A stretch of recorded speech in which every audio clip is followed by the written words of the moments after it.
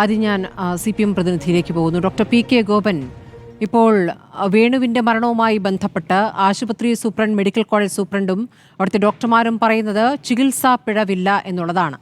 പക്ഷേ താൻ അനുഭവിച്ച കാര്യം പറഞ്ഞു വെച്ചിട്ടാണല്ലോ വേണു പോയത്. ഇക്കാര്യത്തിൽ നിങ്ങൾ എടുക്കുന്നൊരു നിലപാടെന്താണ്?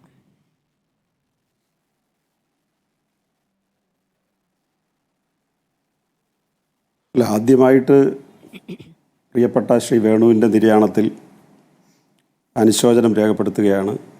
അദ്ദേഹത്തിൻ്റെ കുടുംബം വളരെ പാവപ്പെട്ട കുടുംബമാണ്.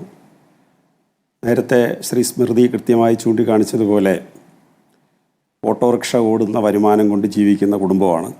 കുട്ടികൾ പഠിക്കുന്നുണ്ട്. സ്വാഭാവികമായിട്ടും ഏതൊരു സാധാരണ അല്ലെങ്കിൽ സാധാരണയിൽ തന്നെ താഴെ ജീവിക്കുന്ന മനുഷ്യ സമൂഹത്തിൻ്റെ മുമ്പിൽ അത്തരം വീടുകളിലെല്ലാം ഇത് തന്നെയാണ് അവസ്ഥ. ഒരാളോ കഷ്ടിച്ചൊരാളായിരിക്കും അവിടെ അന്നദാതാവായിട്ടുണ്ടായിരിക്കുക. അദ്ദേഹമായിരിക്കും, അല്ലെങ്കിൽ അവരായിരിക്കും, ആ വനിതയായിരിക്കും, ആരെങ്കിലും ഒരാളായിരിക്കും വീട്ടിൽ പലപ്പോഴും സാമ്പത്തികമായ വരുമാനത്തിൻ്റെ സ്രോതസ്സ്. അങ്ങനൊരു കുടുംബത്തിൽ ഇങ്ങനൊരു അവസ്ഥയുണ്ടാകുന്നത് വളരെ എല്ലാവരെയും വിഷമിപ്പിക്കുന്ന കാര്യമാണ്.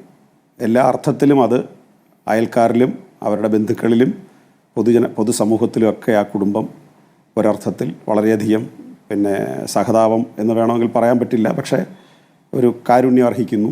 അല്ലെങ്കിൽ അങ്ങനൊരു സംഭവം ഉണ്ടായത് എല്ലാവർക്കും വിഷമമുണ്ടാക്കുന്ന കാര്യമാണ്.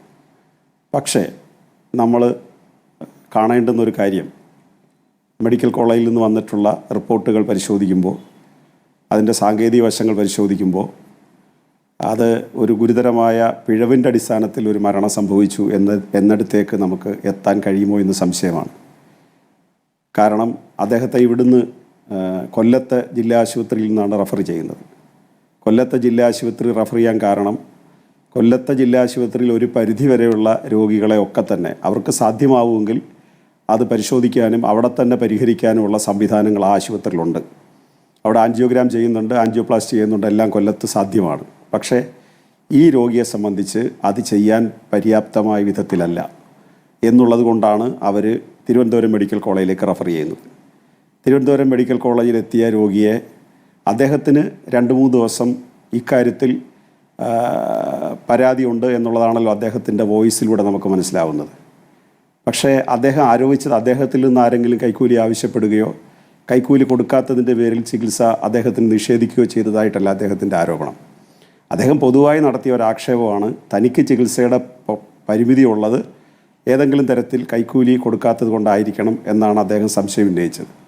പക്ഷേ അദ്ദേഹത്തിന് ചികിത്സ ഈ ആൻജിയോഗ്രാമോ ആൻജിയോപ്ലാസ്റ്റിയോ ചെയ്യുന്നിടത്തേക്ക് അദ്ദേഹത്തിൻ്റെ ശരീരത്തിന് അത് പര്യാപ്തമല്ലാത്ത ശരീരമാണ് എന്നതാണ് ഡോക്ടേഴ്സിൽ നിന്ന് കിട്ടിയ വിവരം. അങ്ങനെ ക്രിയാറ്റിൻ്റെ അളവിൽ വന്ന ഡിഫറൻസ് അദ്ദേഹത്തിന് അപ്പോൾ തന്നെ അത് ചെയ്യാൻ പര്യാപ്തമല്ല. പക്ഷേ അദ്ദേഹത്തെ അത് കൺവിൻസ് ചെയ്യിച്ചില്ല എന്നുള്ളതാണ് പൊതുവെ ഉയർന്ന പരാതി. അല്ലാതെ ചികിത്സാ പിഴവെന്നുള്ളതല്ല. ഇപ്പോൾ പല ടെക്നിക്കൽ സൈഡിൽ നിന്ന് കിട്ടിക്കൊണ്ടിരിക്കുന്ന വിവരം അദ്ദേഹത്തിന് അത് ബോധ്യപ്പെട്ടില്ല എന്നുള്ളതാണ്. പലപ്പോഴും നമ്മൾ രോഗികളെ അങ്ങനെ ബോധ്യപ്പെടുത്താറില്ല. ഡോക്ടേഴ്സ് എന്താണ് അതിൻ്റെ സീരിയസ്നെസ് എന്നുള്ളത് വിശിഷ്യ സാധാരണ രോഗികളോട് അങ്ങനെ പറയാറില്ല. പറയുമ്പോൾ അവർക്ക് ടെൻഷൻ കൂടും. നിങ്ങൾക്ക് ഇത്രയും ക്രിട്ടിക്കലാണ് എന്ന് രോഗിയോടാരും ഡോക്ടേഴ്സ് പറയാറില്ല. അപ്പോൾ അതാണ് അവിടെ സംഭവിച്ചതെന്നുള്ളതാണ് നമുക്ക് മനസ്സിലാവുന്നത്. ഏതായാലും അത് ഗുരുതരമായ ഒരു ചികിത്സാ പിഴവോ കൈക്കൂലി മെഡിക്കൽ കോളേജ് നിലനിൽക്കുന്നതോ ആണെങ്കിൽ ഇത് ഒരാൾക്കോ 2 പേർക്കോ 10 പേർക്കോ ഒക്കെ അല്ല സംഭവിക്കേണ്ടുന്നത്. ആയിരക്കണക്കിന് രോഗികൾ ചെന്ന് ചികിത്സ നേടി സുഖകരമായി പൈസ ചെലവഴിക്കാതെ, അഥവാ ചെലവഴിക്കാതെ തന്നെ ചില ടെസ്റ്റുകൾക്കങ്ങ് ഉള്ള ചെറിയ തുകകൾ മാത്രമാണ്, പൈസ ചെലവഴിക്കാതെ വലിയ തോതിൽ ചികിത്സ തേടി അത് നേടുകയും ചെയ്തുകൊണ്ട് പോകുന്ന ഒരു സംവിധാനത്തെ നമ്മൾ ചില സംഭവങ്ങളുടെ പേരിൽ അടച്ച് ആക്ഷേപിക്കുന്നത് ആ സംഭവത്തിൽ 100 കണക്കിന് മെഡിക്കൽ സ്റ്റാഫും അത്ര തന്നെ ഡോക്ടേഴ്സും ഒരുമിച്ച് പ്രവർത്തിക്കുന്ന വളരെയധികം തിരക്കുള്ള ഒരു ആശുപത്രിയിൽ അങ്ങനെ അടച്ചാക്ഷേപിക്കുന്നത്. പക്ഷേ അടച്ചാക്ഷേപിക്കുന്നത് എന്ന് പറയുമ്പോൾ ഡോക്ടർ ഗോപൻ, ഇപ്പോൾ പുറത്തുനിന്ന് വരുന്ന ആക്ഷേപമാണെങ്കിൽ ശരി, പക്ഷേ ഡോക്ടർ ഹാരിസ് നേരത്തെയും മെഡിക്കൽ കോളേജിൽ ഉപകരണങ്ങളില്ലാത്തതിനെക്കുറിച്ച് വൈകാരികമായി തന്നെ പ്രതികരിച്ചാണ്. അതിനകത്തെ സംവിധാനങ്ങൾ കൃത്യമായി അറിയുന്ന ഡോക്ടറാണ്. ഡോക്ടർ ഹാരിസ് എന്ന് പറയുകയാണ്, ഈ അടിയന്തര ചികിത്സയ്ക്ക് അതാണ് ആംബുലൻസിൽ പെട്ടെന്ന് എത്തിക്കുകയാണ്. അതാണ് വേണുവും തൻ്റെ ശബ്ദത്തിൽ പറഞ്ഞ, ആംബുലൻസിൽ എത്തിക്കുന്ന ഒരു രോഗിക്ക് അവിടെ വീണ്ടും മണിക്കൂറുകളും ദിവസങ്ങളും കാത്തിരിക്കേണ്ടി വരികയാണ് ചികിത്സയ്ക്ക്. ഇനി അഥവാ ഈ പറയുന്ന ആൻജിയോഗ്രാം ചെയ്യാനുള്ള സാഹചര്യമല്ല എങ്കിൽ അത് ആ രോഗി അല്ലെങ്കിൽ രോഗിയുടെ ബന്ധുക്കളെ ബോധ്യപ്പെടുത്തുക എന്നൊരു കാര്യം അവിടെ നിൽക്കുന്നു. അപ്പോൾ അതിനോട് അങ്ങ് എങ്ങനെ പ്രതികരിക്കുന്നു ഡോക്ടർ ഹാരിസ് പറഞ്ഞതിനോട്?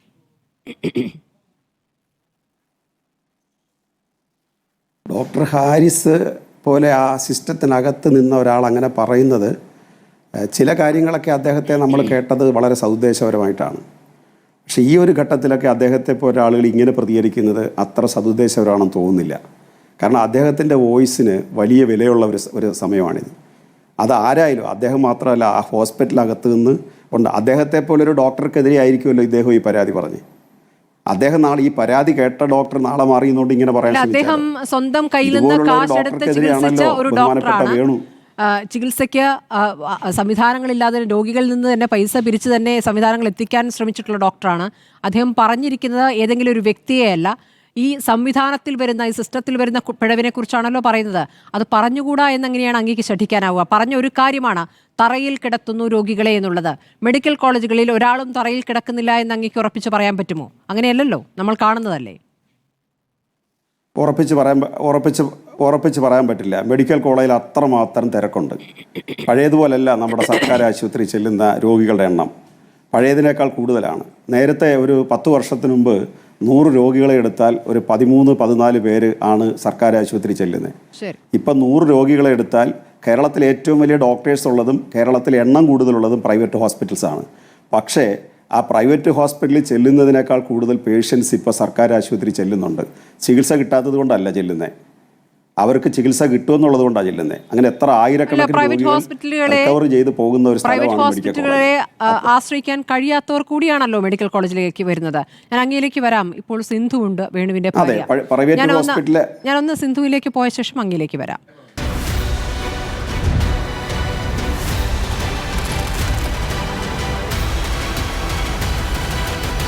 ഡിബേറ്റ് വിത്ത് സ്മൃതി പരുത്തിക്കാട്.